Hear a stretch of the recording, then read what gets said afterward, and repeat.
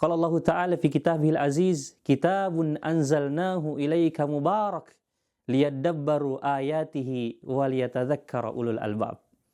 Kaum muslimin yang berbahagia. Bulan Ramadan adalah bulan diturunkannya Al-Quran. Yang dimana bulan ini adalah bulan yang sangat diberkahi oleh Allah karena diturunkan Al-Quran di dalamnya. Maka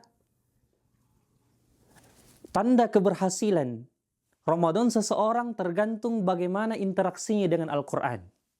Kita mendengarkan dan sudah sering mendengarkan bagaimana para ulama terdahulu menghatamkan Al-Quran berkali-kali di bulan yang mulia ini. Contohnya saja Imam Syafi'i yang menghatamkan 60 kali selama bulan suci Ramadan. Ya, dan semua kita tentunya berlomba-lomba dalam masalah menghatamkan Al-Quran. Namun jangan lupa, kaum muslimin yang dimuliakan oleh Allah, ada satu kewajiban kita terhadap Al-Quran yang mungkin sebagian kita lalai darinya, yaitu at-tadabbur. Merenungkan, memikirkan isi kandungan Al-Quran. Karena inilah salah satu tujuan besar diturunkannya Al-Quran sebagaimana firman Allah, Kitabun anzalnahu ilaika mubarak. Kitab Al-Quran ini diturunkan kepadamu, wahai Muhammad, sifatnya mubarak, sifatnya berberkah. Kapan itu berberkah?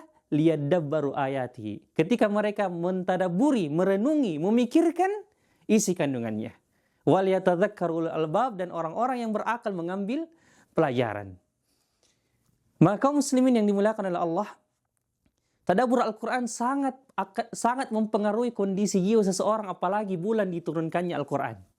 Oleh sebab itu, targetkan di dalam hari-hari Ramadan kita yang mulia, bagaimana di samping kita memiliki target menghatamkan Al-Quran, kita punya target untuk mentadabburi isi Al-Quran. Dan bagaimana hakikat tadabbur yang sebenarnya? Apakah kita hanya sekedar merenungi, memikirkan, dan setelah itu selesai? Berkata ulama kita bahwasanya hakikat tadabbur itu adalah ketika kita memikirkan, merenungkan isi kandungan Al-Quran, lalu berbuah setelahnya amalan. Bagaimana Al-Quran itu mempengaruhi hidup kita sehingga menjadi solusi di setiap masalah yang kita lewati dalam kehidupan. Ya, apa yang kurang dari Al-Quran? Apa yang kurang dari isi kandungan Al-Quran? Semuanya ada. Ya, tinggal kita bagaimana menjadikan Al-Quran itu sebagai pendamping setia di dalam kehidupan kita. Kita misalnya kita adalah orang yang sering galau, gelisah dengan masalah-masalah hidup yang menghampiri. Maka ketika kita membuka Al-Quran, ada solusinya. Ketika kita membaca kisah surah Al-Anbiya, yaitu Nabi Yunus alaihissalam. Ya, ketika Nabi Yunus alaihissalam ditelan oleh ikan yang sangat besar, Allah menceritakan, ya, wa dhannuni idz dhahaba mughadiban fa dhanna an lan naqdir alaihi fanada fi dhulumati alla ilaha illa anta subhanak inni kuntu minadh dhalimin.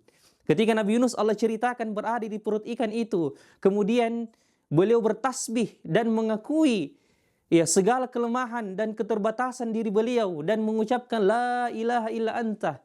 Ya Allah, tidak ada Tuhan yang berhak disembah selain Engkau. Subhanak, maha suci Engkau. Inni kuntu minadh dhalimin. Aku termasuk orang-orang yang zalim.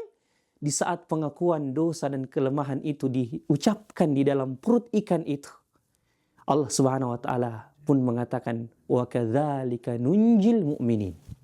Demikianlah kami menyelamatkan orang-orang beriman, termasuk Nabi Yunus alaihissalam. Maka ulama kita mengambil pelajaran dari ayat ini, dari kisah ini, bahwasanya ketika seseorang membaca tasbih Nabi Yunus ini merupakan obat yang dapat mengusir kegelisahan apapun yang datang menghampiri di setiap kehidupannya. La ilaha illa anta subhanaka inni kuntu minadh dhalimin. Ya. Satu terakhir sebelum kita tutup, bagaimana Al-Quran itu mempengaruhi kehidupan hidup seseorang. Ada seorang pemuda di Arab Saudi, ini kisah nyata disebutkan oleh para ulama, bahwasanya ketika ada seorang pemuda yang merasa asing ketika dia berhijrah, dia mengubah kondisi hidupnya. Dari tadinya dia berada dalam keburukan, dia menjadi lebih baik, menjaga sholat, menjaga majelis ilmu, lantas dia merasa asing ya di jalan hijrah itu, ya, karena banyaknya cemoohan, banyaknya mungkin orang-orang yang menganggapnya asing, bahkan mencelanya mungkin. Lantas kemudian dia hampir saja kembali kepada kebiasaannya yang buruk, kebiasaannya yang dulu. Tapi ketika dia membuka Al-Quran, membaca firman Allah Subhanahu wa taala, "Wallahu yuridu ayyatuba 'alaikum wa yuridu alladhina yattabi'una syahawati an tamilu mailan 'azima." Allah menginginkan taubat bagimu, ya. Dan Allah ingin menjauhkan engkau dari orang-orang yang menjauhkan engkau dari kebenaran, maka dia tersadar dan akhirnya tetap berada pada jalan hijrah tersebut. Itulah pengaruh dari tadabbur Al-Quran. Wassalamualaikum warahmatullahi wabarakatuh. Alhamdulillahi rabbil alamin.